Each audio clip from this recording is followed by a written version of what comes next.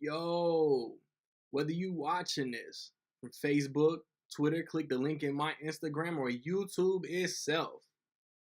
What up, world? So I just watched Jurassic World Fallen Kingdom. It stars Chris Pratt, Bryce Dallas Howard, Toby Jones, Rafe Spall, James Cromwell, uh Daniela Pineda. I think that's how you say her name. Justice Smith, and I feel like I'm forgetting somebody. It's directed by J.A. Bayona, who directed A Monster Calls with where Liam Neeson was the talking tree like a year and a half or so ago. Um, if you want to get a shout out in my review of either Sicario, Day of the Soldado, or Uncle Drew, stay tuned to the end of the video to figure out how you can do that. So I think it's actually like present day. I think they say Jurassic World was 3 years ago, so I know they say it was in 2015. And Isla Nublar, the original island where Jurassic World was active, has a volcano that could erupt at any moment. And Bryce Dallas Howard is propositioned with a chance to get the remaining dinosaurs off of the island and transported somewhere safe. Of course, she needs Chris Pratt's help to do so. I'll attach my Jurassic World review onto this one, but man, I thought Jurassic World was fun, man.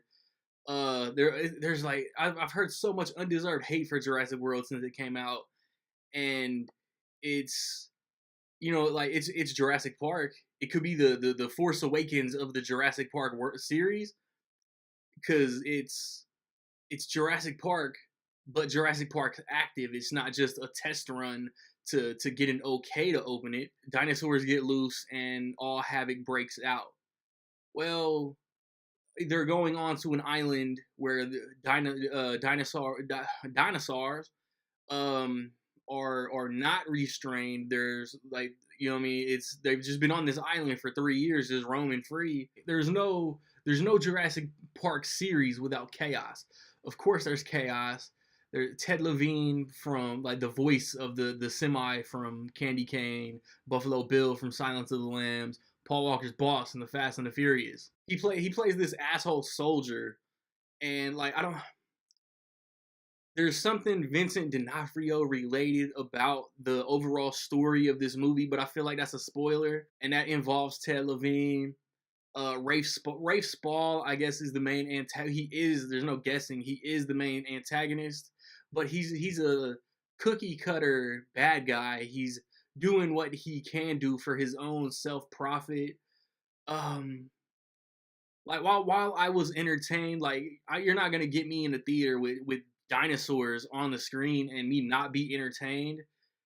But I feel like this movie wasn't as fun as the rest of the series. Like you can complain about Lost World or Jurassic Park 3, but those had elements of fun and tension. There was tension in this one, but there wasn't much fun. Like my favorite part of this movie was Chris Pratt and Bryce Dallas Howard's chemistry. And even in the trailer, like when they're in that bar or whatever, so like, what are you dating now, a ventriloquist? You always did like a dummy. The dummy line's not in the movie, and that hurt a little bit because I like those laughs. Chris Pratt, man, Chris Pratt is a movie star, man.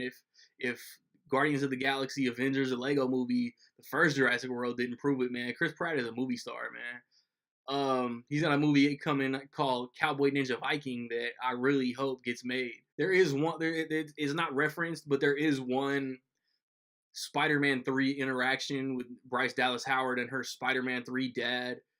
There's a plot twist in this movie that I found to be rather pointless as far as the 5-movie franchise. You could do a lot with that plot twist going forward, but it would just end up bastardizing the Jurassic Park franchise to the point that dinosaurs aren't even involved anymore. I felt like there was a lot of pointlessness to the story. It's like this happens, which leads to this. Like this movie could have been made without a few different characters, and they take liberties. Like there's 4 movies, and 2 of the past 4 movies reference the first island. and this is the third movie in the series. It's like Jurassic World, Fallen Kingdom, and the original don't mention this the Site B, and this one doesn't either. But like, where was this volcano at in the past movies? Like, I just rewatched the whole series. Did I miss every mention of this volcano in every movie past? They made a lot of plot alterations. They like wrote their own history of the series just for convenience. James Cromwell, his character is important now to the overall franchise, but there's been no mention of this dude in any movie past. So like there's just things like that that were, I don't know, convenient. Like that's the best word. I mean, of course there are dinosaurs in the movie. Of course there are cool, tense dinosaur moments on the island. Chris Pratt's first interaction with Blue is cool. Blue is actually very important to the story. And then what they've done with BD Wong's character from the original movie, he just ended up being a scientist. And if you've seen Jurassic World, you know he's kind of like swarmy and weaselly now, and he's doing whatever he can, basically mixing every breed. Like that's the Indominus Rex from the last movie was a crossbreed that he just made because his higher ups wanted a cooler, scarier attraction for tourists. There's just other, I don't know, like I didn't hate this movie. Like I've seen a lot of Twitter, YouTube critics completely wipe their ass with this movie, and it's not that bad.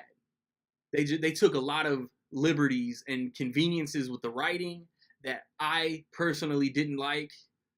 And to set up Jurassic World 3, there is a post-credit scene. And even that, like, I feel like I could write Jurassic World 3 and have that shit ready by August. I don't really, I don't like where the franchise is headed either. But there's also like so much you can do. Like, okay, there was an island. There's another island. A kid got lost. Wait, the park is actually active. Like, and it all goes wrong each time. Like, there's only so much you can do with this franchise now, and I have a feeling I already know what Jurassic World 3 is gonna be, and of course I'll see the movie, but I'm also not that excited for it. So, in closing, the story was meh. The performances from the two leads, Bryce Dallas Howard and Chris Pratt, were good. It really enjoyed their chemistry.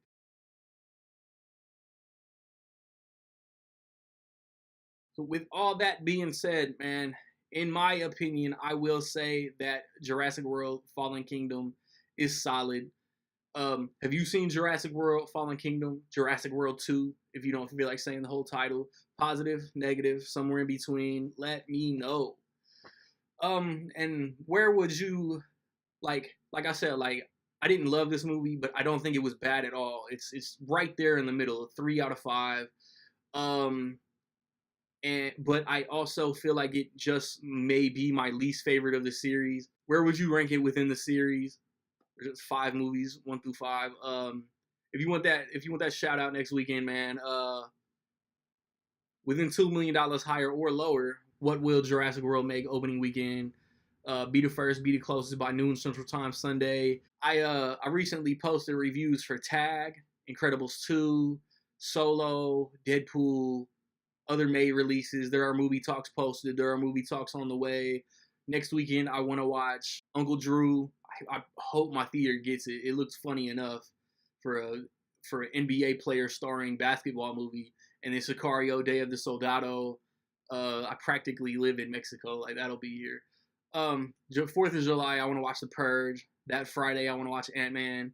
Like I said, there's a movie talk coming for June. My 3 favorite movies of the second quarter of the year also on the way. Blu-ray collection update also on the way.